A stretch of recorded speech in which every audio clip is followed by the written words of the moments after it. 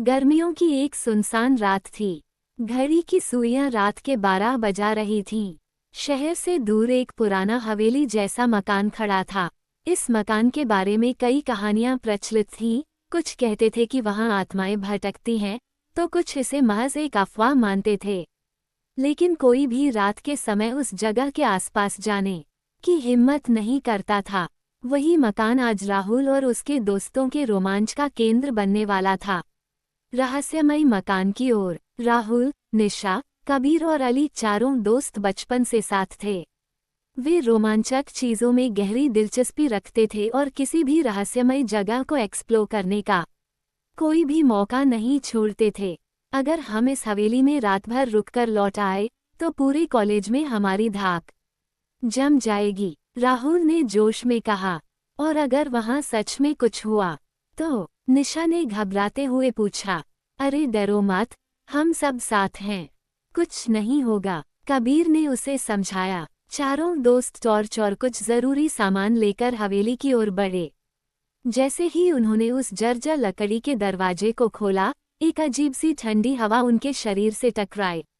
हवेली के अंदर घना अंधेरा था और एक पुरानी मोमबत्ती टिमटिमा रही थी, मानो कोई अभी अभी उसे जला कर गया हो। अचानक गायब हो गया कबीर। जैसे ही वे अंदर बढ़े, लकड़ी की सीढ़ियां चरमराने लगीं। पूरा मकान धूल और जाले से भरा था। अली ने हंसते हुए कहा, लगता है हमसे पहले कोई सफाई करने नहीं आया। तभी अचानक एक जोरदार धमाका हुआ और कबीर गायब हो गया। कबीर, कबीर कहाँ हो? निशा चिल्लाई। चारों डर गए। वे 4 आए थे, लेकिन अब सिर्फ 3 थे। तभी सीढ़ियों के ऊपर से किसी के कदमों की आहट आई।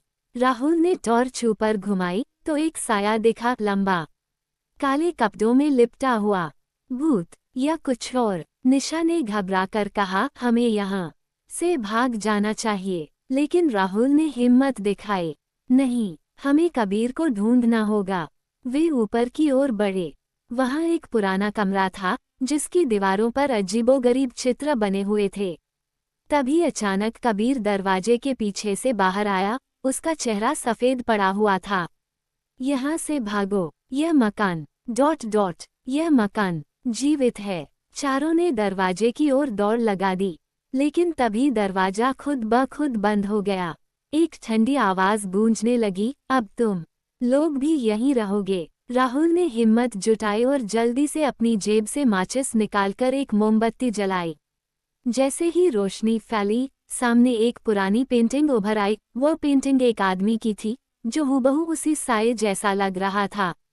अली ने पास रखी किताब उठाई और पढ़ना शुरू किया। यह मकान राजा वीर सिंह का है, जिन्हें धोखे से मार दिया गया था। उनकी आत्मा यहाँ भटकती है और जो भी यहाँ आता है, उसे वापस नहीं जाने देती। अब चारों की सांसें अटक गईं। तभी अचानक हवा का एक तेज झोंका आया और किताब जल उठी। भागो, राहुल चिल्लाया। चारों ने पूरी ताकत से दरवाजा खोला और बाहर निकल पड़े। जैसे ही वे बाहर आए, हवेली का दरवाजा अपने आप फिर से बंद हो गया। राहुल ने पीछे मुड़कर देखा, वो काला साया अभी भी खिड़की पर खड़ा था, उन्हें घूरते हुए। क्या वह आत्मा सच में थी? आज भी जब वे इस घटना को याद करते हैं, तो रोंगटे खड़े हो जाते हैं। क्या वह सच में आत्मा थी, या सिर्फ उनका भ्रम? लेकिन एक बात तय थी, उस रात के बाद उन्होंने कभी किसी भूतिया जगह पर जाने की हिम्मत नहीं की। अगर आपको ये कहानी पसंद आई हो, तो बताइए। मैं और भी रोमांचक कहानियाँ सुना सकता हूँ।